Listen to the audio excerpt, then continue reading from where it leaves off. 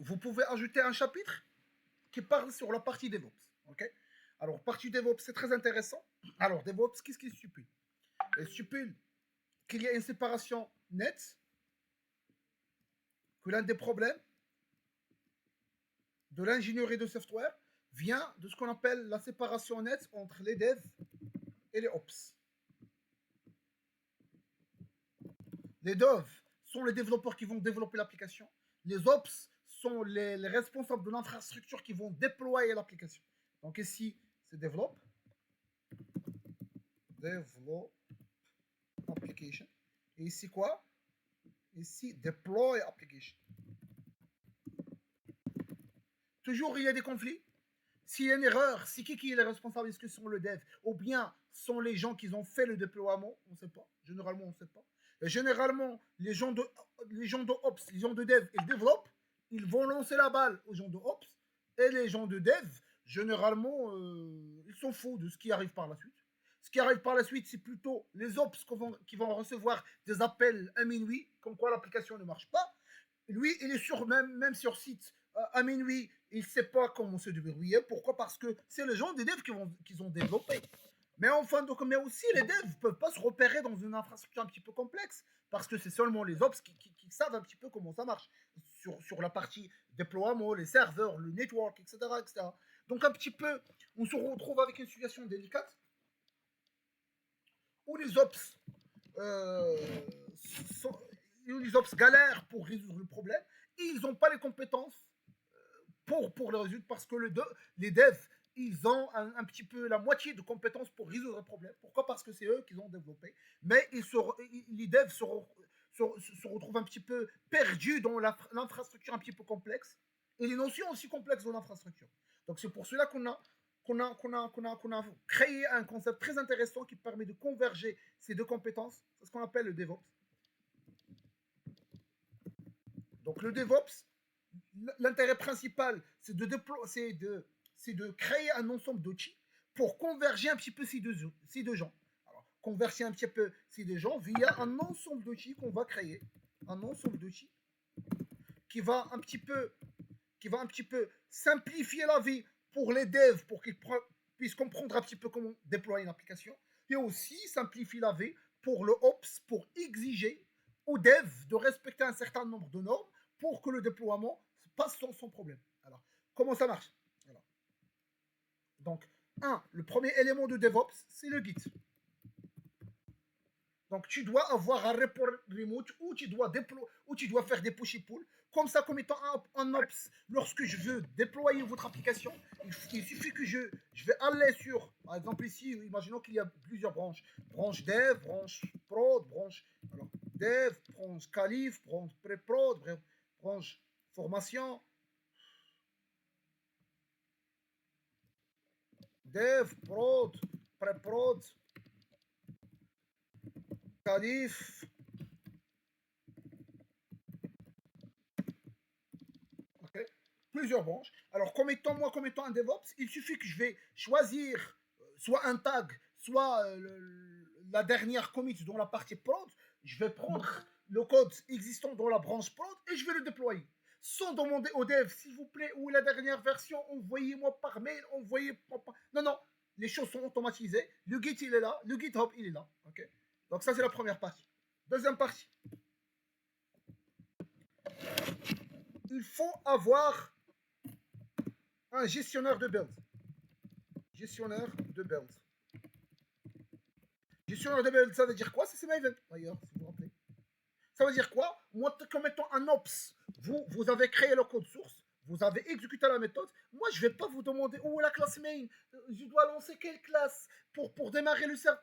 Moi, je m'en fous. Moi, je vais simplement compiler via MVN compile. Automatiquement, je vais compiler le code source. Il ne faut pas installer Eclipse, installer GDK telle version installée pour pouvoir compiler. Simplement avec Maven MVN compile, il va compiler. 3. Il faut lancer le test unitaire pour s'assurer que ça marche.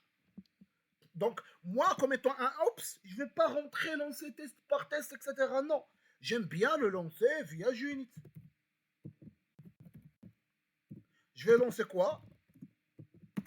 Maven MVN, par exemple, MVN test, et automatiquement, il va compiler et tester. Okay. 4. J'aime bien, par exemple, lancer un test de qualité. Est-ce que c'est de qualité, oui ou non? C'est ce sonar. Par la suite, c'est Maven toujours qui va lancer. C'est Maven qui va lancer. 5. J'aime bien packager le projet, ça veut dire rendre le projet, une fois le test qualité passe bien, j'aime bien rendre le projet comme étant un jar. C'est un VN package qui va packager le jar, qui va packager, ça veut dire les fichiers classes vont être transformés en un seul fichier .jar. J'aime bien, une fois que c'est fait, j'aime bien exécuter le projet. Sans rentrer dans le détail de projet, ça c'est général, c'est n'importe quel projet. J'aime pas avoir beaucoup de compétences en Java pour lancer ça. Ok, comme étant un ops. Okay. Par la suite, je vais faire Java -jar et je lance mon jar. .jar. J'aime bien, une fois que je lance mon application, je ne vais pas le lancer comme ça dans le serveur, parce que mon application se lance dans le port 90 par exemple, sachant que ce port il est déjà occupé. Je ne peux pas le lancer.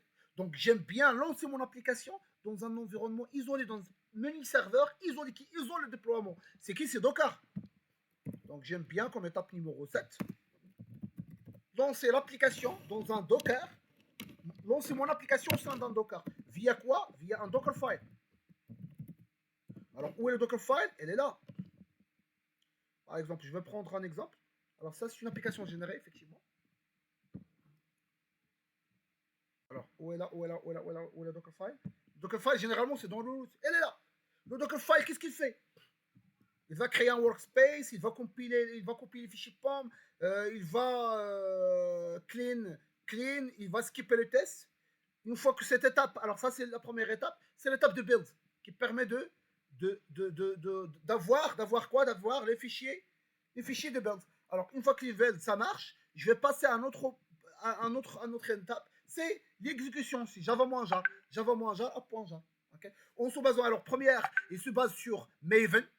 Pourquoi? Parce que ici, pour faire le build, je dois avoir Maven. Okay. Ça, c'est une image de Docker okay, qui s'appelle Maven. Maven 2.gdk, bien évidemment. Donc, il a Maven et GDK, bien évidemment. Alors, l'autre, il contient simplement GDK. Pourquoi? Parce que je vais simplement faire quoi? Java -jar. Java -jar. Je vais exécuter le jar. Je n'ai pas besoin de Maven. Okay. C'est juste GDK. Il va le faire. Donc, OpenGDK Alpine. Okay. Bien évidemment, c'est la version 8 de OpenGDK. Donc, j'ai deux stages, le premier stage et le deuxième stage. Ça, c'est un fichier Docker. Alors, une fois que je lance ce fichier Docker, automatiquement, il va compiler, va exécuter, éventuellement, va faire un stage de Java -jar, et automatiquement, il va lancer l'application au sein d'un mini Linux, un petit Linux qui s'appelle Alpine. OK? Ça, c'est la 7e étape, par exemple. Alors, mon application est un petit peu compliquée. Il contient backend, front-end, etc. Donc, je ne vais pas lancer un Dockerfile. Je vais lancer un Dockerfile, mais je vais lancer plutôt un Docker Compose. Un Docker Compose, pourquoi? Parce que mon application, il contient la partie front, la partie back, la partie base de données. Donc, la partie base de données doit être dans un serveur à part, la partie dans un conteneur plutôt à part, la partie back aussi doit être dans un conteneur à part, la partie front-end dans notre conteneur. Donc, en fin de compte, je vais finir avec 3 conteneurs. Je ne peux pas s'amuser avec Docker. On lance sur le premier Dockerfile, le deuxième fichier Dockerfile et la troisième Dockerfile. En synchronisant entre les Dockerfiles, c'est un petit peu pénible. Donc, pourquoi pas lancer carrément Docker Compose? Docker Compose, il permet de lancer plusieurs Dockerfiles en suivant un ordre bien défini. Ça veut dire, je vais dire, s'il vous plaît, le premier Dockerfile, c'est un service de base de données, lancer le service base de données en premier lieu. Par la suite, le deuxième service, c'est un service qui permet de lancer la partie backend. Le troisième service de Docker Compose, c'est qui permet de lancer la partie front-end. Donc, s'il s'agit d'une application backend tout court, je peux lancer simplement Dockerfile. Mais s'il s'agit d'une application qui contient la partie backend, front-end, base de données, etc., je dois lancer la partie Docker Compose qui contient plusieurs services. Et chaque service d'ordinaire, c'est un Dockerfile. OK? Alors, tout ça, je ne dois pas le mettre à la main. Tout ça, je ne peux pas à chaque fois le mettre. Alors, en fin de compte, par exemple, ici, je dois, par exemple, lancer un monitoring.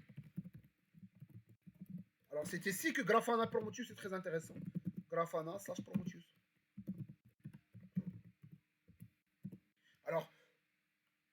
Alors, bon, tout ça, je ne peux pas l'annoncer à la main.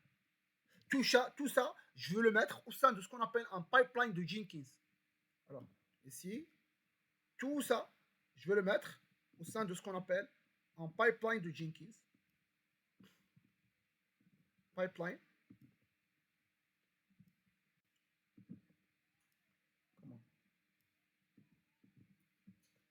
Comment? Pipeline de Jenkins. Jenkins aussi, vous pouvez le lancer comme étant un Docker. C'est pas la peine d'installer Jenkins, etc. Lancer un Dockerfile qui contient, ou bien un Docker Compose qui contient Jenkins, Docker App, Docker Compose, app-t, tâches, entrez, automatiquement vous aurez Jenkins qui est là. Vous pouvez le donner un fichier qui s'appelle Jenkins, un fichier Jenkins file,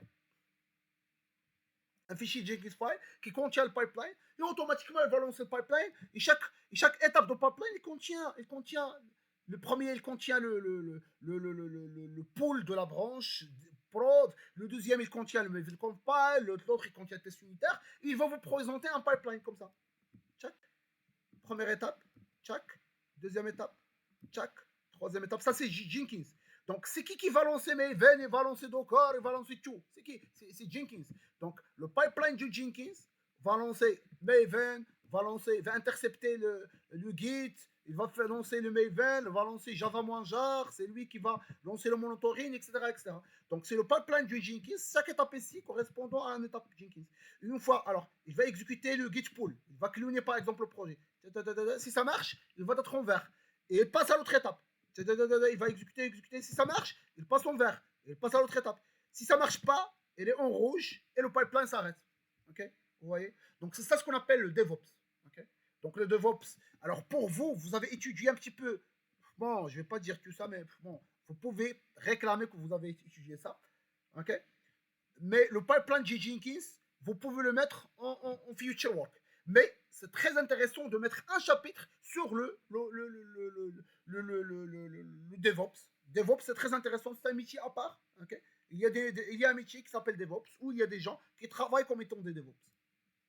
Leur raison d'être, c'est quoi? C'est de créer les pipelines, c'est de créer un petit peu les branches, créer un petit peu, tester les pipelines, est-ce que ça marche, surveiller un petit peu le monitoring via Grafana, via aussi ELK Stack. ELK Stack pour un petit peu surveiller le ELK Stack. Les fichiers log, okay, pour surveiller un petit peu les fichiers log, comment ça marche, est-ce qu'il y a des erreurs dans le prod, comment ça marche. Okay. Donc grosso modo, ça c'est la partie DevOps.